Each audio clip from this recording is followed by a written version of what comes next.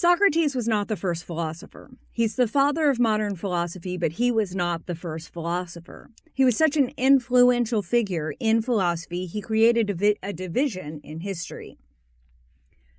The Pre-Socratics are those philosophers that came before Socrates.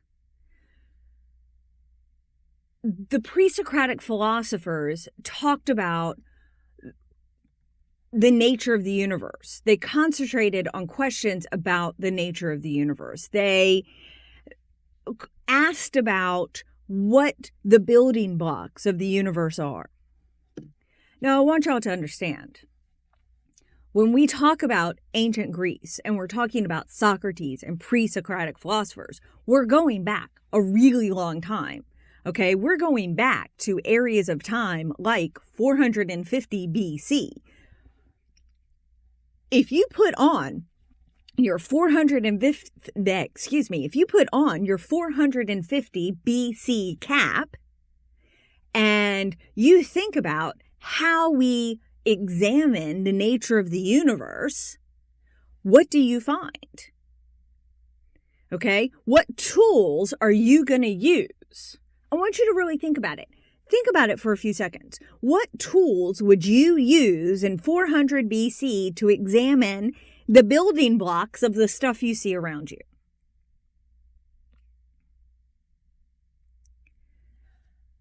Microscopes, telescopes, these things had not been invented yet. They didn't have those kinds of tools.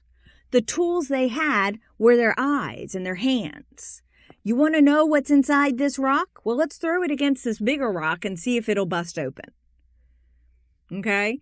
That's how our pre-Socratic philosophers examined the nature of the universe.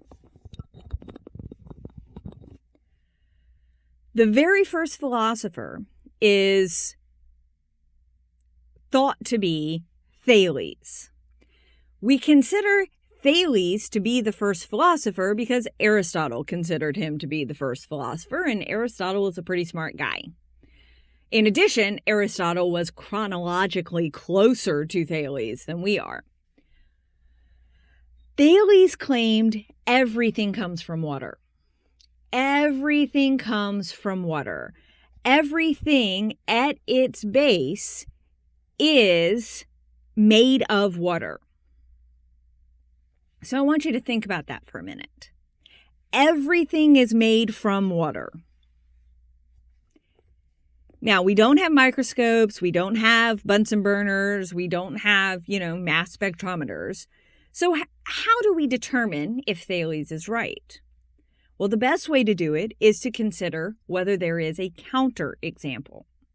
Is there a counterexample? Is there something we can think of that does not come from water? Anybody? Well,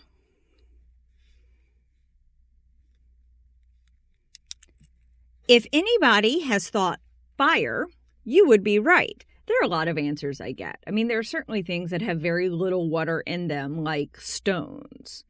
But if you think about fire is put out by water. Okay? Fire is extinguished by water. It does not come from water. Water deters fire. So here we have a counterexample to what everything comes from. After Thales, Anaximander comes along. Anaximander said everything is a combination of what we now call the four basic elements: earth, fire, air, and water. Everything has some of each one of these things in it. Okay? Even if it's the slightest, minute, minuscule little amount. Everything has some amount of this. Stones, even stones. Stones are very often formed by water washing over it. So the slightest little bit of water does in fact come into a stone. It has little bits of air. Sometimes it even has little bits of fire. So our pre-Socratics claimed that our pre-Socratics questioned where everything comes from, and Anaximander claimed everything is a combination of our 4 basic elements. There are lots and lots of pre-Socratic philosophers. I'm just giving you 2 of them. Okay, another pre-Socratic philosopher I'm confident you've all heard of is Pythagoras. How do we know Pythagoras? The Pythagorean theorem. That's exactly right. The Pythagorean theorem came from Pythagoras, who was, in fact, a pre-Socratic philosopher. It was very easy in 450 BC to be a scientist and a philosopher and a mathematician all at the same time. After all, these guys were inventing science and math and philosophy. So nowadays, if you want to be a scientist and a philosopher and a mathematician, you are going to be in school for just about your entire life. But back then, it wasn't so hard. So there were lots and lots of pre-Socratic philosophers. We just don't get the opportunity to talk about them all.